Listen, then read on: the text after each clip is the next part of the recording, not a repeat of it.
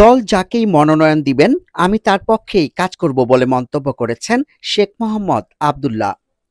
রবিবার ২৬ অক্টোবর বিকালে সিরাজদি খানের শেখারনগর ইসলামপুরে সিরাজদি খান উপজেলা বিএনপির সভাপতি শেখ মোহাম্মদ আব্দুল্লাহর নিজ বাড়িতে দুই উপজেলার নেতাকর্মীদের যৌথ আলোচনা সভায় প্রধান অতিথির বক্তব্যে তিনি একথা বলেন। আমাদের একটাই টার্গেট, আগামী নির্বাচনে যে কোনো প্রকারে হোক না কেন বিপুল ভোটের মাধ্যমে এই মুন্সিগঞ্জ ১ থেকে ধানের শীষের প্রার্থীকে জয়যুক্ত করব ইনশাআল্লাহ। প্রধান অতিথির বক্তব্যে আলহাজ শেখ মোহাম্মদ আব্দুল্লাহ বলেন, দীর্ঘ ১৭ বছর দেশের মানুষ একটি সুষ্ঠু ও নিরপেক্ষ ভোট থেকে বঞ্চিত। এবার একটি নিরপেক্ষ ভোট অনুষ্ঠিত হবে ইনশাআল্লাহ।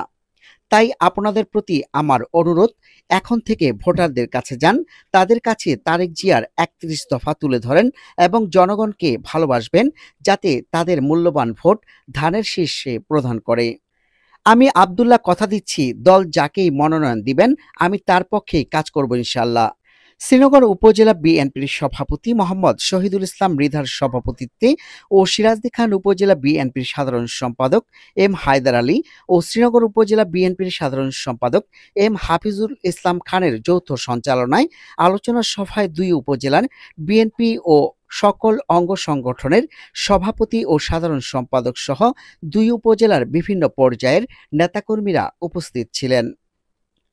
সভায় উপস্থিত ছিলেন জেলা আহ্বায়ক সদস্য আনোয়ার হোসেন ভূঁইয়া, জেলা সদস্য মোহাম্মদ ফারুক মোড়ল, সিনিয়র সহ সভাপতি আশরাফ হোসেন মিলন, জেলা সদস্য জয়নাল আবেদিন, জেলা আহ্বায়ক সদস্য বাতেন খান শামীম, জেলা স্বেচ্ছাসেবক দলের সাধারণ সম্পাদক সিদ্দিক মোল্লা, সিরাজদি খান উপজেলা বিএনপির দপ্তর সম্পাদক ওহিদুল ইসলাম ওহিদ, শ্রীনগর উপজেলা যুবদলের সদস্য সচিব মামুনুর রশিদ, সিরাজদি খান উপজেলা যুবদলের আহ্বায়ক ইয়াসিন সুমন, সদস্য সচিব শাহাদাত শিকদার সহ সিরাজদি খান ও শ্রীনগরের বিভিন্ন পর্যায়ের নেতৃবৃন্দ।